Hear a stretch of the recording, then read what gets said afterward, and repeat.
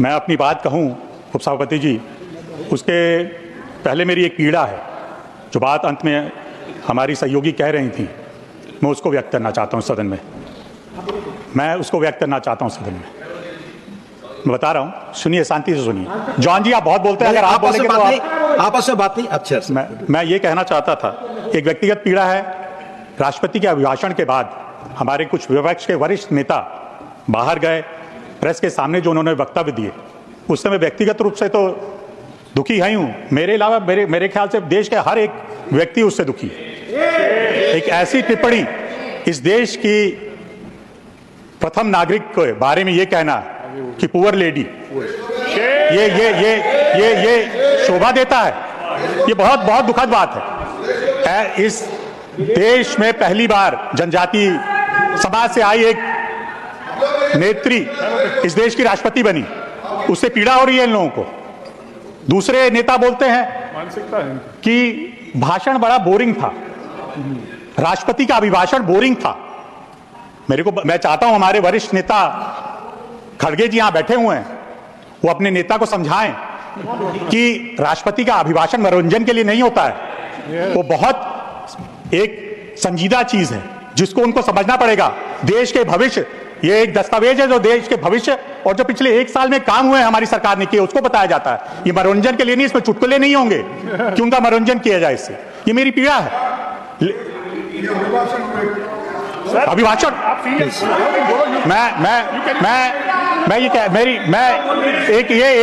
आजकल एक चल रहा है।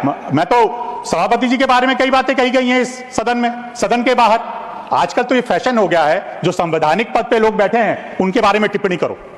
एक प्रदेश के पूर्व मुख्यमंत्री हैं, वो बोलते हैं कि हरियाणा जहरीला पानी छोड़ रहा है, वो दिल्ली को जहरीला पानी दे रहा है। और मेरे तो आश्चर्य है कि ऐसा कोई पूर्व मुख्यमंत्री बोल सकता है। मैं तो आश्चर्यचकित हूं। लेकिन जब वो ईसी के पास उनको बुलाया गया, जब बाहर निकले तो उनकी आवाज ही बदल गई। क्योंकि वो क्षमा मांगने वाले हमेशा मुख्यमंत्री रहे हैं, जो हमेशा क्षमा मांगते हैं। एक धारणा बन गई है, उनको चिंता थी। वो कहते थे, भाषण दे रहे थे कि इसलिए ईसी ऐसा काम कर रहे हैं क्योंकि उनको अपने भविष्य की, कुछ दिनों बाद रिटायर हो जाएंगे, उनको अपनी भविष्य की चिंता है। वो अपनी भविष्य की चिंता करें। 8 तारीख को दिल्ली की जनता उनको हमेशा के लिए विदा कर देगी। वो अपनी चिंता करें, दूसरों की चिंता ना करें।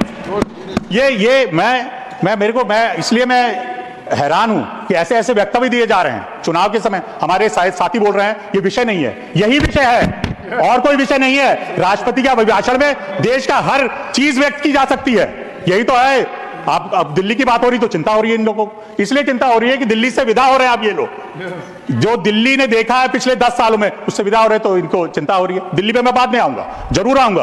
और यही दिल्ली के बाद बिहार, उत्तर प्रदेश, सब पे आऊंगा मैं। क्यों नहीं आया?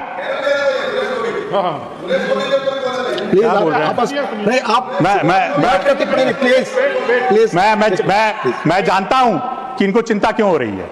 वो बात महामहिम ने अपने भाषण में कहा था कि जब तीसरी बार मोदी जी की सरकार आई है तो 3 गुना गति से काम कर रही है। उससे इन लोगों को चिंता हो रही है, क्योंकि इनको अपना भविष्य दिखाई नहीं दे रहा है। पहले सोचते थे कि 29 में आ जाएंगे, अब तो इनको दिखाई नहीं दे रहा कि कब आएंगे कब नहीं आएंगे। तो इसलिए इनको परेशानी हो रही है, इसीलिए ऐसे वक्तव्य दिए जा रहे हैं।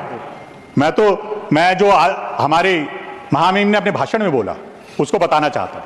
उन्होंने जो सबसे पहली बात कही, उन्होंने आवाज की बात करी। भाषण में जब उन्होंने विकास की बात की, सबसे पहले आवाज क्यों कहा उन्होंने? वो व्यक्ति, हमारी सरकार ये मानती है, माननीय प्रधानमंत्री जी ने बार बार कहा है कि उनका लक्ष्य है कि हर इस देश के एक नागरिक के सर पर पक्की छत हो।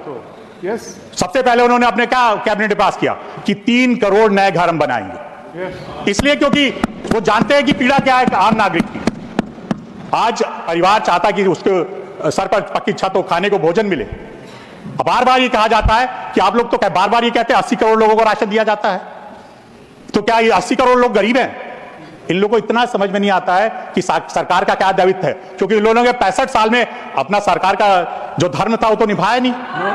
इसलिए इनको पता तो है नहीं, इसलिए इन लोग कभी काम किया नहीं। इन्होंने आम लोगों के लिए, गरीबों के लिए कभी काम किया नहीं। अब इसीलिए मैं कह रहा हूं 80 करोड़ लोगों को इसलिए राशन दिया जाता है। एक चीज होती है हैंड होल्डिंग, जो भारत सरकार को करना चाहिए, जो अपने देश के नागरिक हैं उनकी मदद करना, उनका सहयोग करना। हम फ्री में राशन नहीं बटा रहे, हमारे दायित्व और कर्तव्य है कि अपने गरीब लोगों को सहयोग करें, उनके साथ ले। ये नारा नहीं है सिर्फ गरीबी हटाओ, आज हमारी सरकार ने करके दिखाया है। महामहिम ने अपने भाषण में कहा है 25 करोड़ लोग गरीबी रेखा से ऊपर उठे, ये हमने करके दिखाया है इन 10 सालों में, और यही हमारे इस दस्तावेज में। हमारे साथी बोलेंगे क्या है, ये भाषण हो रहा है? ये भाषण ही होना है इसमें।